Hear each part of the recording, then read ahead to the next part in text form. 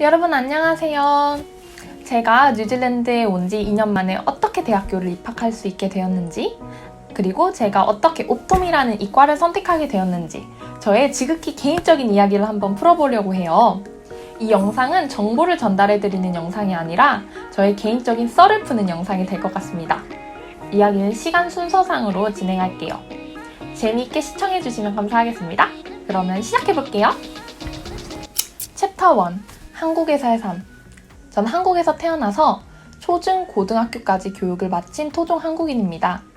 제가 제일 싫어했던 과목은 영어, 제일 좋아했던 과목은 화학이랑 생명과학이에요. 이렇게 제일 영어를 안 좋아했었던 델라가 고등학교를 졸업하고 뉴질랜드 유학을 결심하게 됩니다.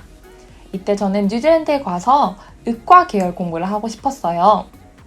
그래서 다른 저의 또래 친구들이 대학교에 입학해서 새내기 시절을 즐기고 있을 때 저는 저 혼자 서울의 상경에서 고시원에 바뀌어서 영어 공부를 시작합니다. 제가 이때 당시에 했었던 공부는 IELTS였고요. 이때 강남어학원에 다니면서 정말 많은 언니 오빠들을 만나고 도움을 많이 받으면서 공부를 했었던 기억이 납니다. 이때 저는 기본적으로 제가 가지고 있었던 수능 영어의 틀을 깨부시고 진짜 영어의 기본을 쌓기 시작했는데요. 저에게 돌이켜서 이 과정을 다시 밟을 거냐고 물어본다면 힘들지만 저는 그럴 거라고 대답하고 싶습니다. 정말 그만큼 가치 있는 시간이었어요. 챕터 2. 뉴질랜드 적응기. 저는 한국에서 IELTS 6.0까지 마치고 이제 뉴질랜드에 들어오게 됩니다. 제가 들었었던 건 뉴질랜드에서 공부를 하려면 그래도 IELTS 7.0은 받아야 학교 공부를 따라갈 수 있다는 말을 들어서 와서 학교 들어가기 전까지 열심히 공부를 했습니다. 그래서 IELTS each 그리고 overall 6.5를 받고 IELTS를 졸업했어요. 그리고 나서 저는 공부를 시작하게 됩니다. 해밀턴에 있는 윈텍이라는 학교를 선택했는데요. 이 학교에 있는 Applied Science Level 5라는 과정에 들어가게 됩니다. 제가 이과를 선택한 이유는 제가 그때 의과 계열의 공부를 하고 싶다고 윈텍에 있는 유학생 전문 상담사님께 상담을 요청했는데요.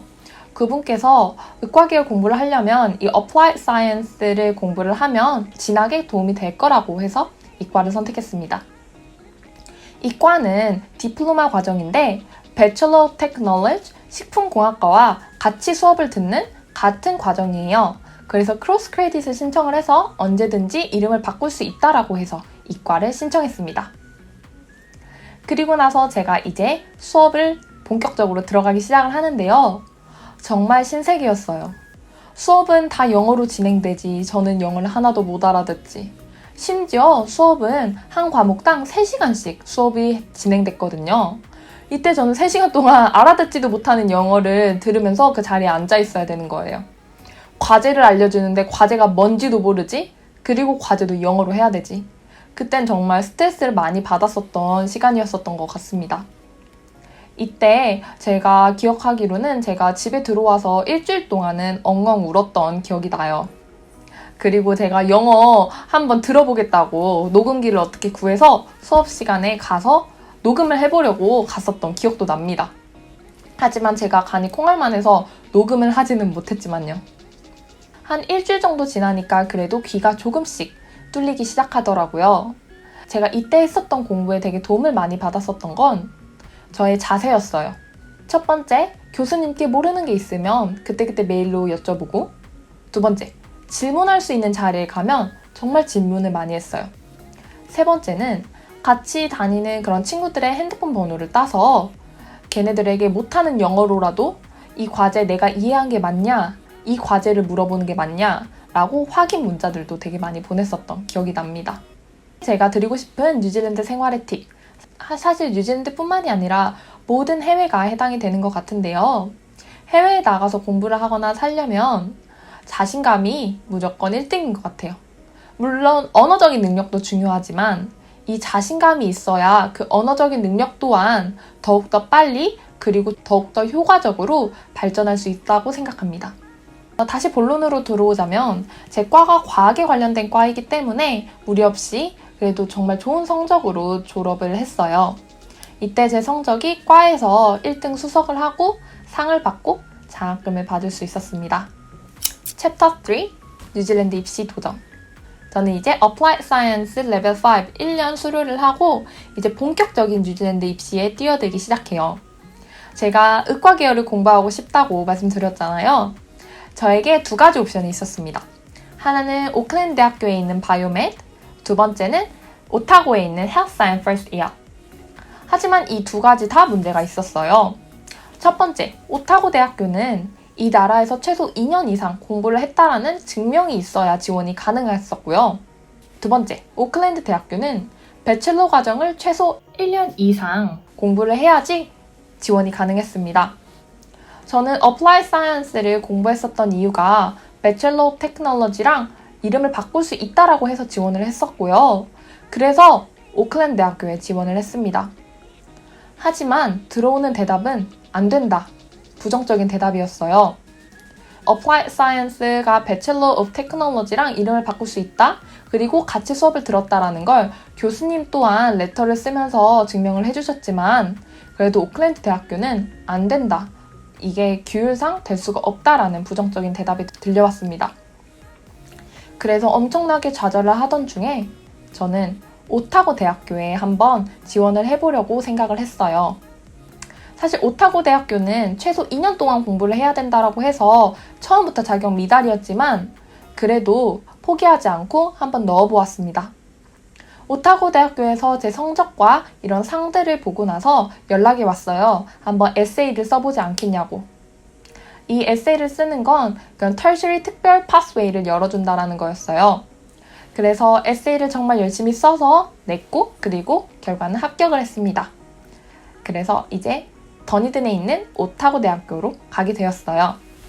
챕터 4 뉴질랜드 입시 전쟁에서의 삶. 더니든은 날씨가 많이 추워요.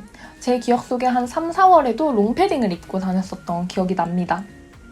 이때 전 더니든 오타고 대학교에 있는 Health Science First Year를 시작하게 되었고요. 이때 제가 직면한 세 가지 문제가 있었어요. 첫 번째는 제가 나이가 이제 막 하이스쿨을 졸업한 학생이 아니었기 때문에 제가 원하는 기숙사를 들어가지 못했었고요. 두 번째는 제가 집을 늦게 구했기 때문에 정말 다 쓰러져가는 집에 집을 구하게 되었어요. 세 번째는 공부하는 와중에 코로나가 터지게 됩니다. 그래서 이렇게 심란한 상황 속에서 저는 공부를 계속하게 되었어요. 이때 저는 공부 진짜 열심히 했었던 것 같아요. 아무래도 뚜렷한 목표가 있어서 가능했지 않았나 싶습니다. 제가 공부할 때는 아침형 인간이어서 이때 시험 기간에는 새벽 5시에 일어나서 밤 12시에 자고 이때 당시에 제 평균 수면 시간이 한 4시간에서 5시간 정도였었던 것 같아요. 이때 그래도 힘들게 공부는 했지만 감사하게도 좋은 선배들을 만나고 그리고 좋은 동기들을 만나서 정말 도움도 많이 받으면서 학교 생활을 했습니다. 그래서 물론 힘들었지만 돌이켜보면 정말 재밌었던 기억들도 많았었던 것 같아요. 이렇게 공부를 열심히 하던 와중에 고난이 찾아옵니다. 7월에 UCAT이라는 적성검사를 보게 되었는데요. 적성검사는 의대, 치대를 지원하려면 무조건 치러야 되는 시험이었습니다. 이 UCAT 점수는 치대의 인터뷰 오퍼를 받거나 의대의 첫 번째 합격점 역할을 하는 그러한 점수입니다. 저는 이 시험을 잘 보지 못했어요. 왜냐하면 이 시험 과목 중 하나인 verbal reasoning에서 미끄러졌기 때문이에요. 이 verbal reasoning은 약간 한국식으로 표현을 해보자면 국어 비문학을 영어로 적어 놓은 거예요. 이 시험은 그냥 뉴질랜드에 살고 있는 원어민에게도 많이 힘든 시험이고요. 이 시험을 잘 보려면 영어권 나라에 정말 영어의 속 알맹이를 알아야 좋은 점수를 받을 수 있는 그런 시험입니다.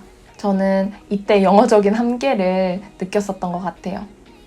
이때 이 시험을 잘 보지 못하고 제가 원했던 과에 지원을 하지 못한다라는 사실을 안고 정말 많이 힘들었었던 기억이 납니다. 이때 제가 번아웃이 세게 오기도 했어요.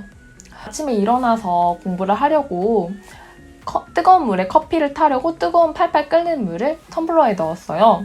근데 텀블러를 잘못 뒤집어서 이 텀블러가 터져서 저희 오른쪽 첫 번째 손가락과 두 번째 손가락 이 사이에 이 부분에 화상을 입게 돼서 응급실에 갔었던 그런 경험도 있습니다. 이때 이렇게 여기에 화상을 입으면서 제가 원래 공부를 했던 쓰는 공부 습관이 아니라 타이핑을 하는 공부 습관으로 학기 중간에 공부 방법을 또 바꾸기도 했어요. 그래도 저는 포기하지 않고 정말 열심히 공부를 했습니다. 이때 공부를 하다가 친구가 옵톰이라는 과에 지원을 해보지 않겠냐고 추천을 해줬어요. 그때 당시에 저는 옵톰이 뭔지 몰라서 옵톰이 뭐야? 한국에 없잖아. 이런 식으로 물어봤었는데 친구가 이거 한국 사람들 그리고 아시안 사람들에게 되게 인기가 많은 비전이 좋은 과야. 한번 지원해봐. 이런 얘기를 듣고 지원을 했었습니다. 그리고 인터뷰 오퍼까지 받았어요. 제가 그래도 열심히 공부를 했었던 거에 노력이 빛을 발하듯 좋은 점수로 졸업을 하게 되었어요. 그레이드가 9점 만점에 8.6인 점수로 졸업을 하게 되었습니다.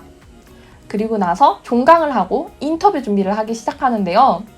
그때 저랑 같이 옵톰을 지원한 친구가 있어서 같이 진짜 모델 앤서 만들면서 정말 열심히 인터뷰 준비를 했었어요. 그리고 나서 인터뷰를 치렀고요.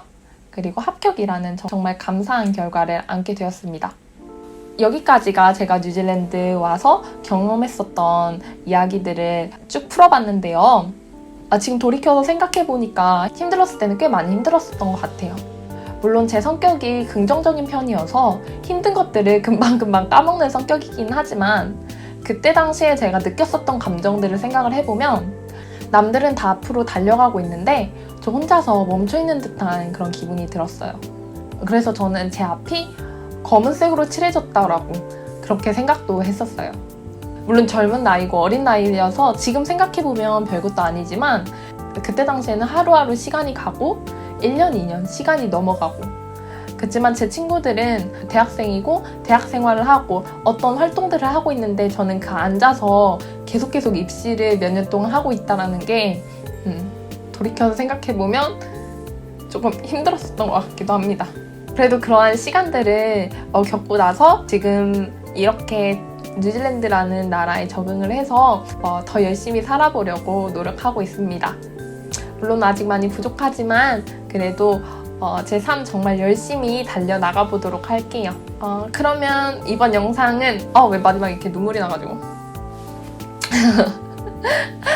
민망하네요. 아무튼 지금까지 영상 시청해주셔서 정말 감사드리고요. 다음에는 더 좋은 컨텐츠 가지고 오겠습니다. 그러면 안녕!